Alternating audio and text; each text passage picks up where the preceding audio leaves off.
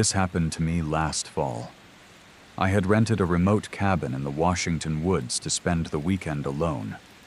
I wanted to get away from everything. No people, no noise, no distractions. Just quiet time to focus on my writing. The place was perfect. Old, rustic, and far from the nearest town. It didn't even have Wi-Fi or cell service, which was fine by me. The first night was peaceful. Rain had started to fall just after sunset, and by midnight it had become a full-blown storm. Thunder shook the walls every few minutes, and the wind made the trees groan outside. I was seated at the kitchen table, typing on my laptop.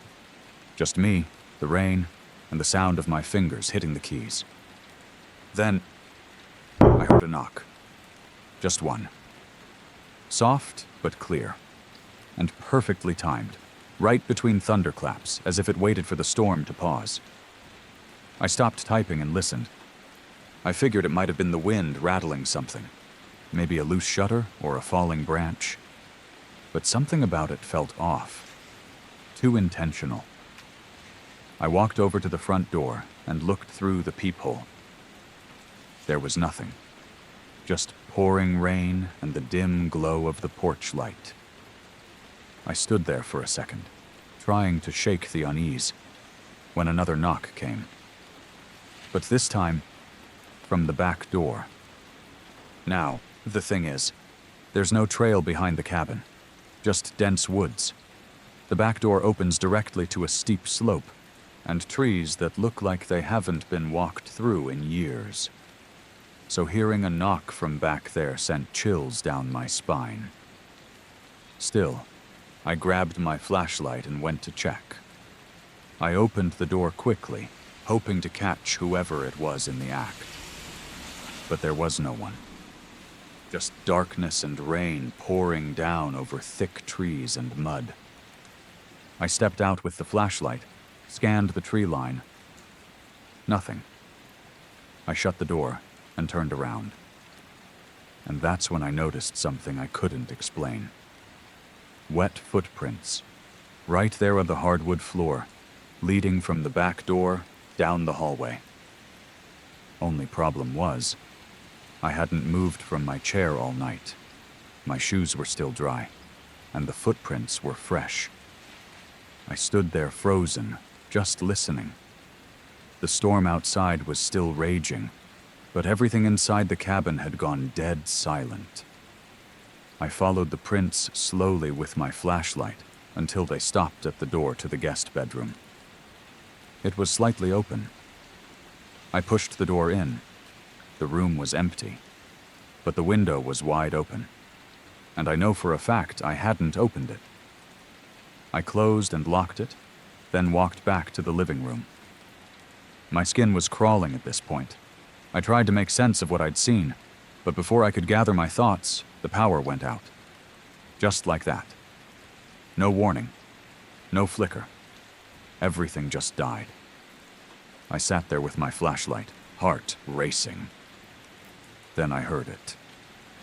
Bang. Something had crashed in the kitchen. I jumped up and ran in, flashlight leading the way. One of the cabinet doors had swung open. A metal pot was lying on the floor, still spinning slightly. I hadn't cooked anything. I hadn't even opened that cabinet. That's when I heard it again. Knock. But this time, it came from the window, right behind me. I turned around immediately. There was no one. But in that exact moment, a flash of lightning lit up the woods. And I swear to you, I saw a figure standing out there, just beyond the trees. Tall, motionless, watching. But as soon as the light was gone, so was the figure. I slammed the curtains shut and sat in the corner with the flashlight on, and a knife I grabbed from the kitchen. I didn't sleep. I just waited. At exactly 3:13 a.m., I heard 3 slow knocks on the front door. I didn't move. Then the doorknob started to turn. Not rattle. Turn, as if someone was trying to come in quietly. I called out, trying to sound brave. "Who's there?" No response. Then I heard a whisper, clear as day, coming from the other side of the door. "You opened the door. Now you have to let me in." I didn't respond.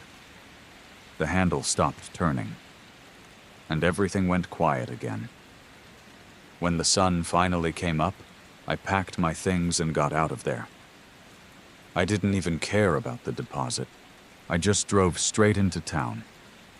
The first thing I did was charge my phone at a gas station.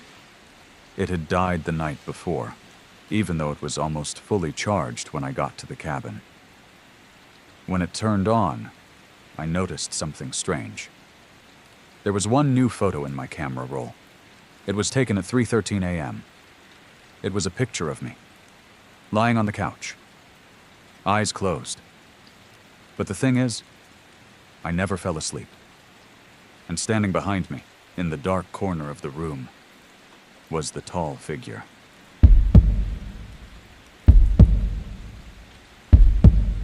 It was around 11 p.m. when I left my friend's house. The rain had finally let up, but a thick, heavy fog had started to roll in. So dense it looked like smoke pouring across the road. I live about 10 miles outside of town, and the drive back takes me through miles of farmland. No streetlights, no traffic, just an old 2-lane highway surrounded by trees, empty fields, and a darkness that seems to press against your windows. The kind of night that makes you feel like you're the only person left in the world. I was driving slower than usual because the fog made it hard to see more than 20 feet ahead. Everything was dead silent. No crickets, no wind, no other cars. Just the rhythmic squeak of my windshield wipers and the low hum of my engine. I was coming around this long curve near an old cornfield when I saw someone, walking along the edge of the road. It was a tall figure, wearing a long coat that looked soaked from the rain. The head was lowered, almost like they were staring directly at their feet. The posture was strange, too stiff, like they weren't walking as much as gliding. I instinctively slowed down, not wanting to get too close. My headlights cut through the fog just enough to make out the silhouette more clearly. No umbrella, no bag, just this person out in the middle of nowhere. I passed them cautiously. My eyes flicked to the rearview mirror. Nothing. No figure. No movement. Just a blank curtain of fog swallowing the road behind me. I blinked, confused. There was no way they could have disappeared that quickly. I even tapped the brakes, thinking maybe I missed them stepping off into the field. Still nothing. I told myself it was just the fog playing tricks on my eyes. I kept driving, trying not to overthink it. But my gut told me something was off. Like something was wrong with what I had just seen. But I couldn't explain what exactly. A mile or so later, I saw them again. Standing completely still, this time on the opposite side of the road, facing the fields. Same coat, same stiff posture, head still bowed. There was absolutely no way they could have gotten ahead of me. I hadn't passed any side roads or intersections, just a straight line of asphalt surrounded by farmland. My stomach dropped. My chest got tight. I didn't stop. I didn't even slow down. I just stared ahead and tried not to look at them as I passed again. For a brief second, as my headlights lit them up, I swear I saw their head turn. Just slightly, like they were watching me out of the corner of their eye. When I finally pulled into my driveway, I sat in my car for a minute, just trying to calm down. I told myself it was probably a hitchhiker, or a drunk who got lost. But there was this growing unease crawling up my spine. That feeling you get when you're being watched. I got out and hurried inside, soaked from the rain that had started again. My house was quiet. Too quiet. I locked the door behind me, still shaken, and headed to the kitchen to make tea. Something to take the edge off. As I walked past the living room window, I hesitated. Something outside didn't feel right. I inched closer and looked out through the glass, squinting into the fog that had crept all the way up my front yard. Nothing. That stillness. It felt heavy, like the night itself was holding its breath. I shook it off and went to the hallway closet to hang up my coat. That's when I noticed something that made my skin crawl. There was a muddy handprint, smeared and dripping, on the back window of my car. Not on the trunk, not on the side, the back window, dead center. Like someone had rested their hand there and just watched me drive. I hadn't stopped once after seeing that figure. There was no one else on the road, no one near me. That handprint wasn't there when I left my friend's house. I'm sure of it. I stood there, staring at it from inside my house, my coat still in my hand. I didn't want to go back out there.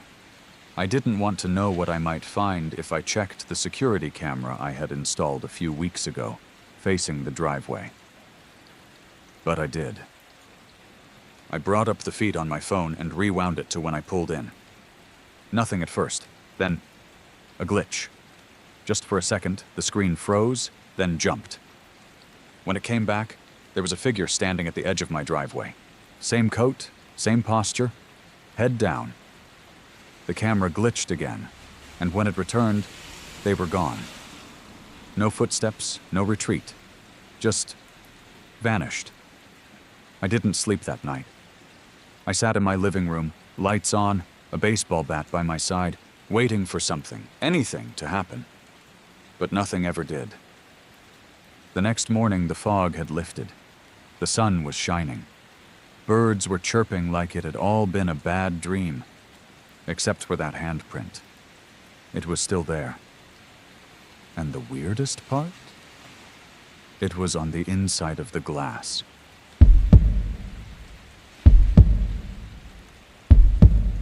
It happened on a Saturday night in late October, the kind of night where the rain falls sideways and the wind howls like it's searching for something. I live alone in a small apartment on the third floor of an old building in the outskirts of town. Cheap rent, paper-thin walls, and a history I never bothered to ask about. The storm had started in the late afternoon, and by 9 p.m., the power went out. Total blackout. I lit a candle in my living room, placed it on the coffee table, and curled up on my couch with a blanket and my phone, hoping the battery would last until the lights came back on.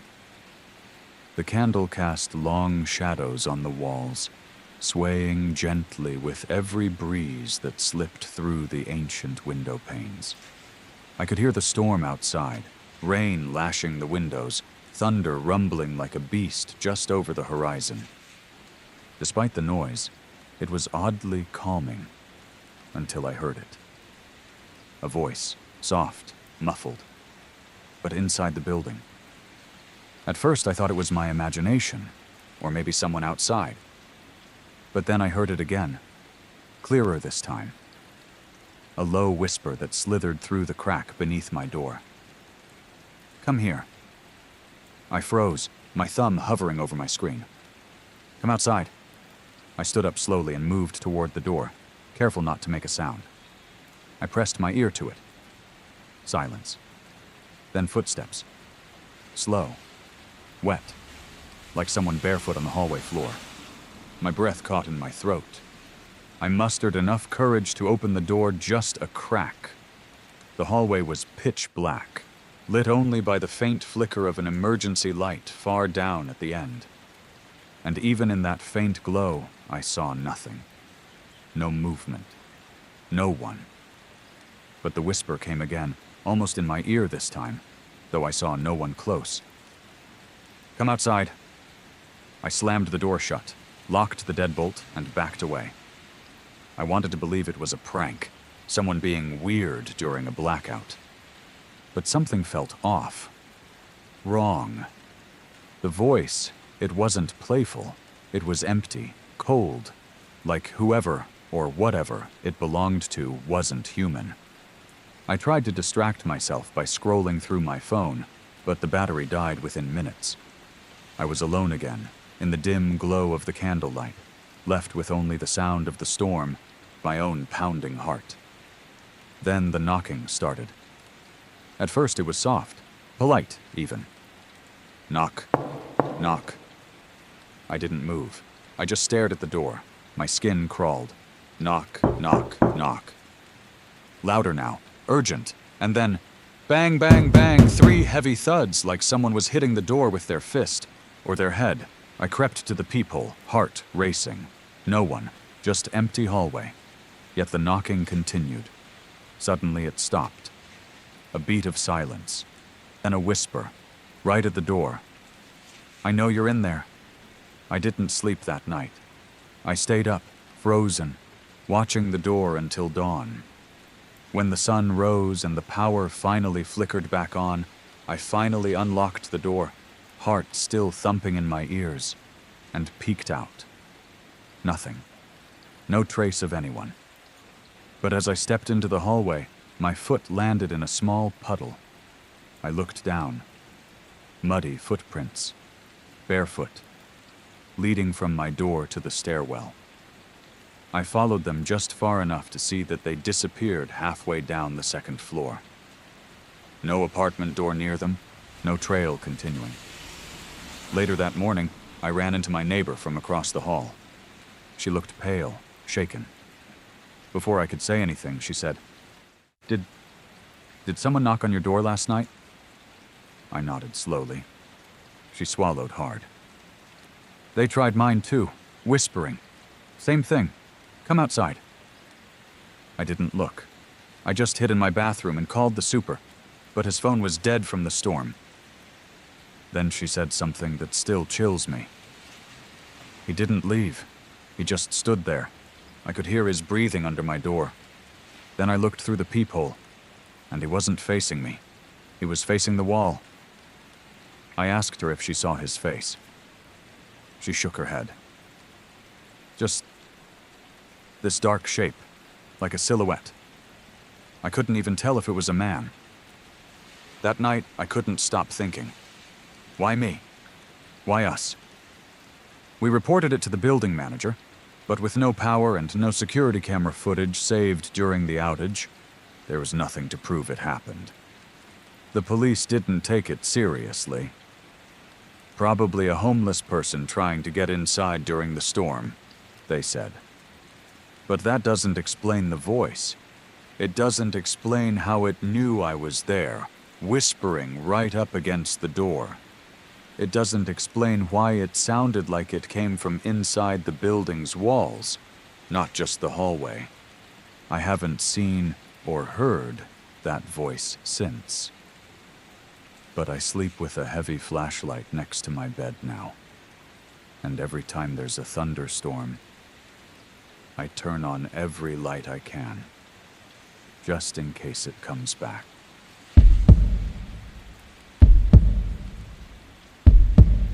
It was supposed to be an easy weekend.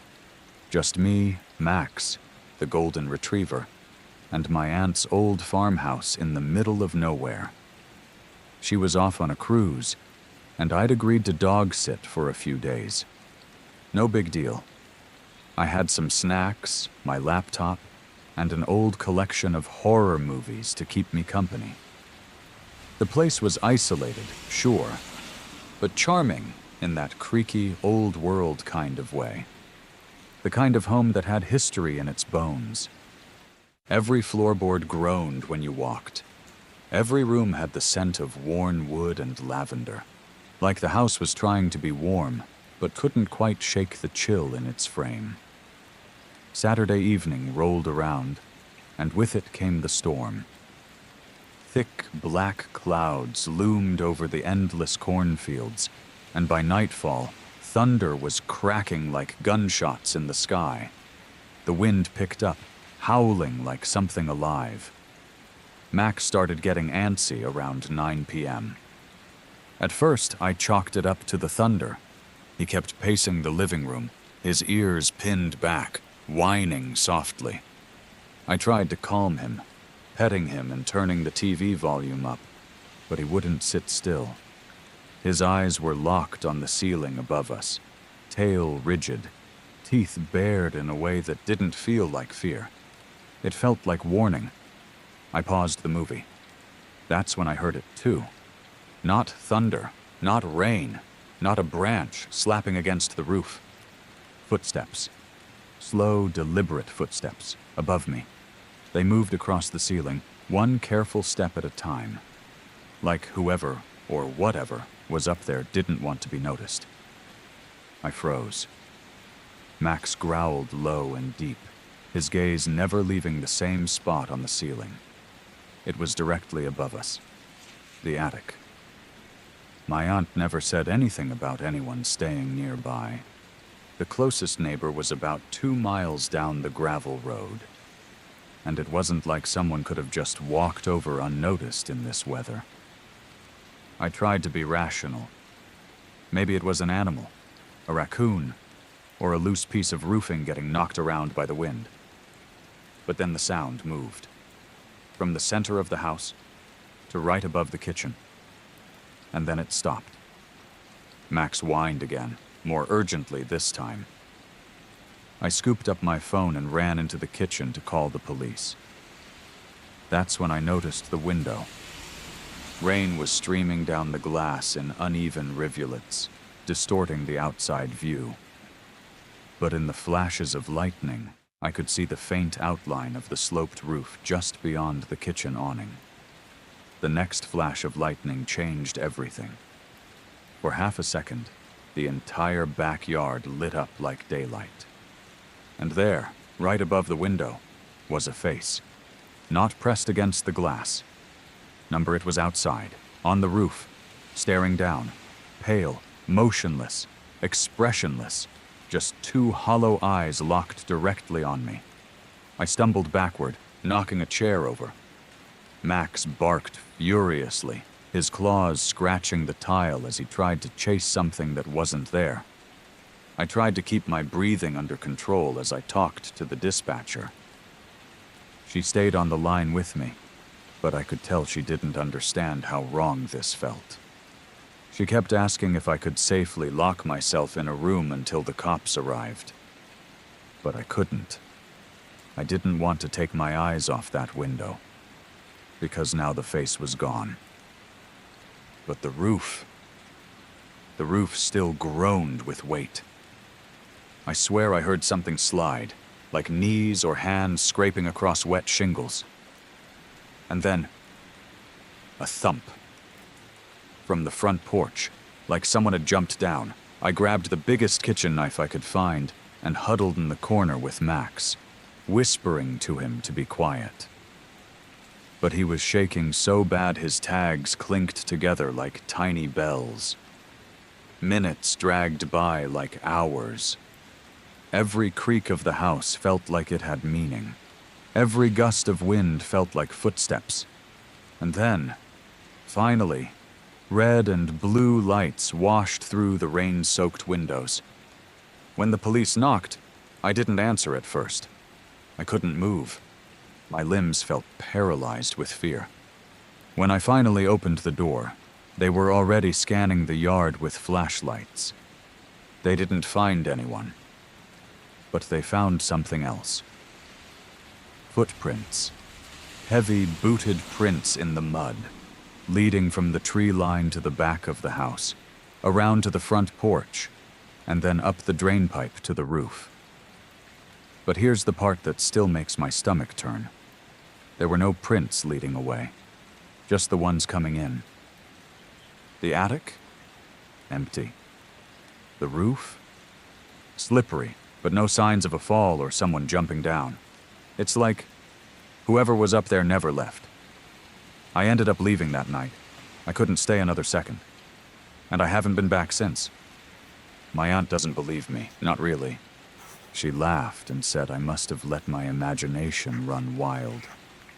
But when I asked her about the attic, she got strangely quiet. She eventually admitted that her late husband had once seen someone on the roof too. Years ago, during a storm. She said she thought it was just a bad dream he had. But now, I'm not so sure.